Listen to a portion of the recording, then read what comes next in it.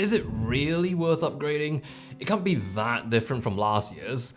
I say that to myself every year when there's a new iPhone, and every year it's always better and more different than I imagined. If you think I'm delusional for saying that, especially about the cameras on the 15 Pro Max, I guess I understand where you're coming from, because if for just a moment we set aside the new 5x camera, which I emphasize should not be downplayed, but let's ignore that gem for just a moment. On paper, by hardware specs alone, it looks like the same 48 megapixel main camera with a 24mm f1.78 lens, same 12 megapixel ultra-wide camera with an f2.2 13mm lens. How can I possibly say that's better?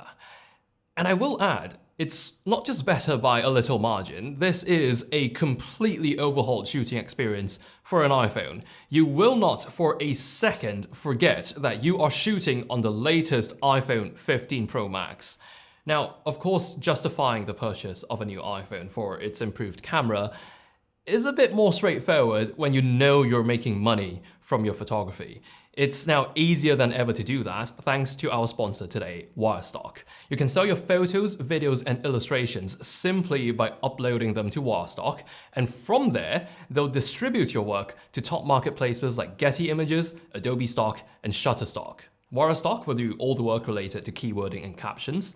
They take a 15% commission, meaning you get 85% of every sale. There's also now a new feature which lets you monetize your photography style.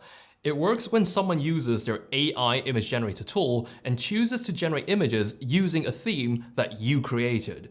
A theme is created by simply uploading at least 10 images which share a visual aesthetic. That theme can then be used to generate new images in a similar style using prompts.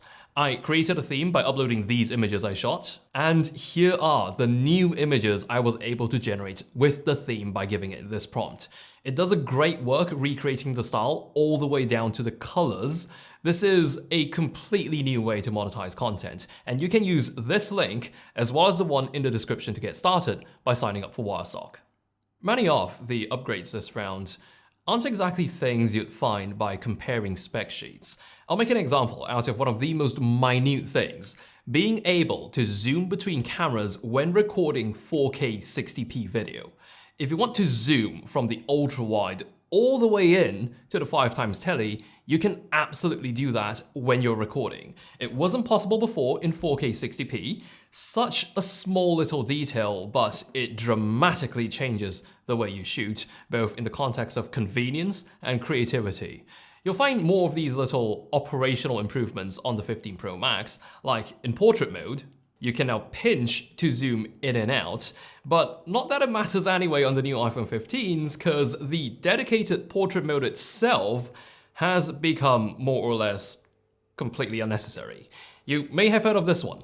One of the headline features of the iPhone 15 series is how depth data is automatically captured in standard photo mode when there's a human, cat, or dog in the frame. It shoots exactly like a conventional photo, but you can later turn portrait mode on for that photo in the Photos app. As neat as it sounds, I thought it was quite a bummer if I just so happened to not be photographing a human, cat, or a dog. I'd still have to jump over into portrait mode if I want a background blur for any other subject. But very wrong. You don't actually need to do that. You see, using the latest iPhone has its privileges. As long as you tap to focus on something other than a cat, dog, or human, depth data gets captured as long as focus is acquired. This works anywhere within the range of 1x to 5x zoom, which means you never really need to go into portrait mode. It's all integrated into the standard photo mode. You instead get into the habit of tapping on your subject for portrait mode now. There really is no catch to this. If anything, you get more for shooting portraits in standard mode than you do in dedicated portrait mode because you get to keep your live photos. One of the things I've always considered to be a drawback to shooting in portrait mode was it doesn't do live photos. It's now your full quality live photos with smart HDR and photonic engine processing rendered into a portrait photo post-capture using depth data. You still get to change the degree of blur, you can tap to refocus the image, and it also works with all the portrait lighting effects. The one exception I can think of which still necessitates the dedicated portrait mode is night mode portraits. Those still work exclusively in portrait mode with the 1x camera only. This means standard night mode shots do not get the option to be converted into portrait in post.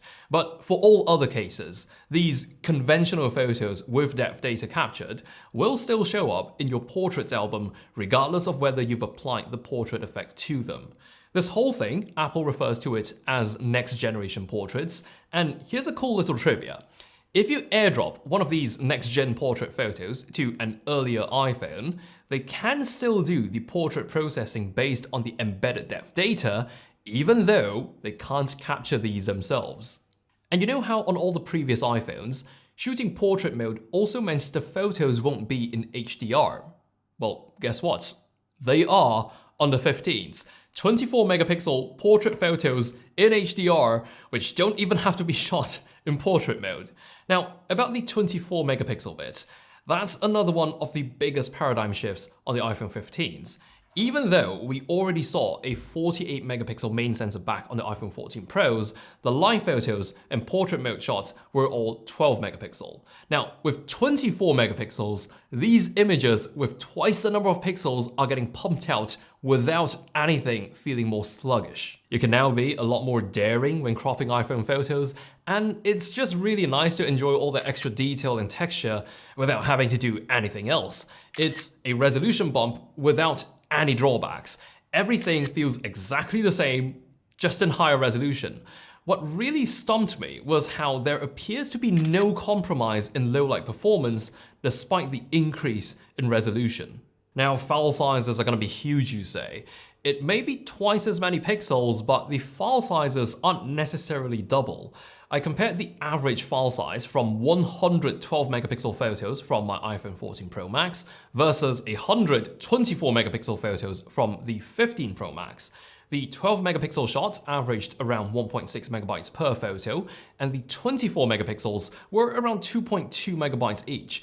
It was only about a 35% increase in file size based on my use cases, but if it really bothers you, there's always the option to go back to 12 megapixels. Also to note, night mode photos will still be captured in 12 megapixels regardless of the resolution setting, presumably to maximize light gathering ability by sampling that quad pixel sensor in large pixel mode.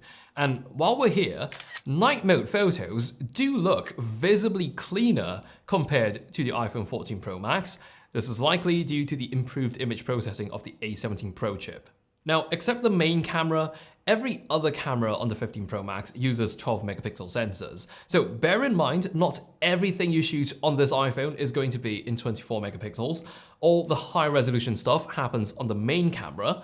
Thanks to iOS 17, it's also now a lot more convenient to activate full-blown 48 megapixel mode on that main camera.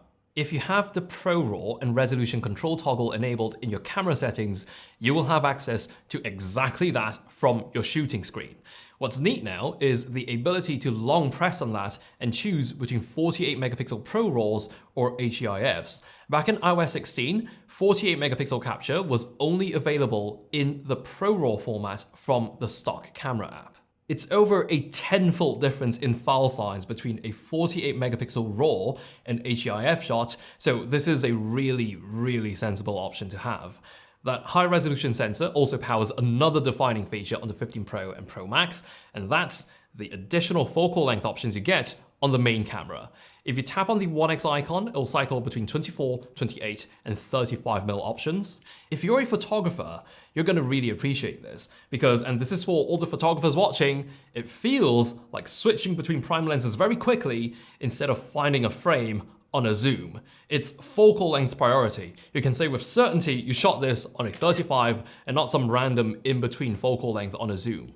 I know it's all just different field of views from a crop of the sensor, but this sensor has been designed with extra resolution for this purpose. And when you frame your resulting images as such, it's an optically correct amount of compression, and there's no loss of detail relative to shooting the full sensor area, because there's enough pixels to maintain that 24 megapixel default all the way up to that 35mm lens option. Of course, when you head on to the 48mm lens, it's then a 2x crop of the 48MP sensor, which gives you 12MP just like back on the 14 Pros. I think it's delightful that you can choose a default for the, I don't know what to call it, that option between the ultra-wide and the 2x camera. The normal camera, I guess. It can be either 24, 28, or 35. Whatever you set the default to, it will always revert to that default whenever you launch the camera app, as well as if you're returning to it from another lens. I personally set my iPhone to default at 35mm. It being one of my favorite focal lengths for prime lenses of all time is one thing, but it's also a look that's far enough away from that generic smartphone wide camera look. The images just look as if they were shot with a bit more deliberation.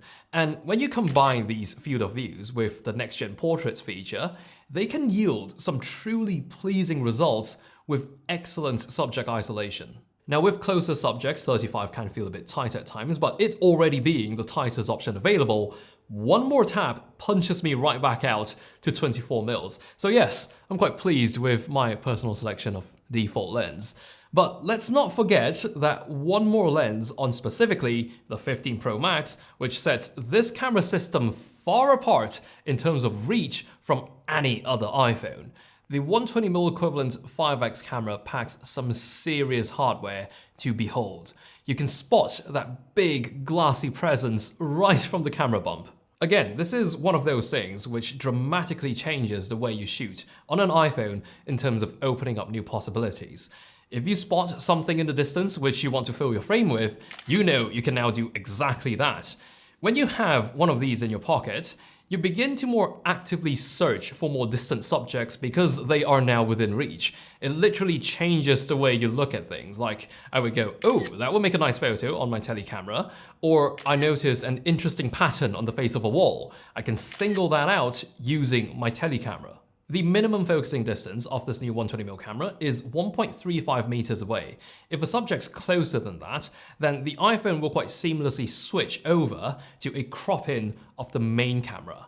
Getting the shot takes top priority, so that makes perfect sense, but for times when maximum image quality is what you're after, it is unfortunate how there's no quick way to instantly tell if you're shooting on the true telephoto camera or a 5x crop of the main camera. Using third-party apps like Halide can be a good solution to having absolute control over hardware. But speaking of hardware, it is very impressive how Apple's maintained the f2.8 aperture on this much longer focal length on a larger sensor without increasing the size of the camera bump. That tetraprism design seems to be really effective. But the best part for me is, because this telecamera has a similarly bright f2.8 aperture plus a 25% larger sensor, all that longer reach comes at absolutely no detriment to image quality, including in low light. It's pretty insane how this phone has a zoom range from 30mm to 120mm. It's also very well stabilized for a 120mm equivalent. I wouldn't rank the stabilization as magical, but it's certainly enough to give you these totally jitter-free frames when shooting handheld at 120mm. Intriguingly though, this telecamera is not something you'll find within cinematic mode. That appears to be powered only by the main camera on the 15 Pro Max, but cinematic mode has still been improved in the sense that you can now zoom in and out when recording. You can go continuously between the two native options of 1x and 2x, and shooting cinematic mode in 2x is actually a brand new experience to love on the iPhone 15s, because back on the 14 Pros, you had either 1x or 3x. No in between, and you were locked into your choice the moment you start rolling. So the 2x field of view in cinematic mode is a first, and I love it. Especially moments when 1x is too wide and 3x is too tight, 2x is very often exactly what I need. You might also be wondering why I haven't brought up Apple Log video recording yet. And the reason for that is, I already have a video which discusses that at length. The ability to record in an ASUS-compatible log profile on the iPhone 15 Pros is a big enough deal to warrant its own video. I'll be linking that in the end screen as well as in the description below. It is a monumental new feature which makes this iPhone an insanely capable video camera. This next thing is going to sound like it came out of absolutely nowhere because I didn't know where to slot this in, but the main camera has a new coating applied onto the lenses themselves, which greatly reduces the amount of lens flare. It makes a very visible difference when pointing directly into a light source. It's all the little improvements like this, plus the huge new features like next-gen portraits, Apple Log, and the new tele-lens, all that compounded onto everything else that came standard before. There's still action mode, you get macro capability on the ultra-wide, pro RAW photos. All this makes the 15 Pro Max so much of a camera. It's incredible all these improvements were ready in just a year. It's my 5th year reviewing iPhone cameras, and every year there's always so much ground to cover. Being within the theme of a camera system review, we haven't even touched on the new titanium hardware, USB-C, the action button, which by the way is the fastest way to launch the camera on an iPhone. But what I'm trying to say is, this is quite different from last year's iPhone, and it's one hell of an upgrade.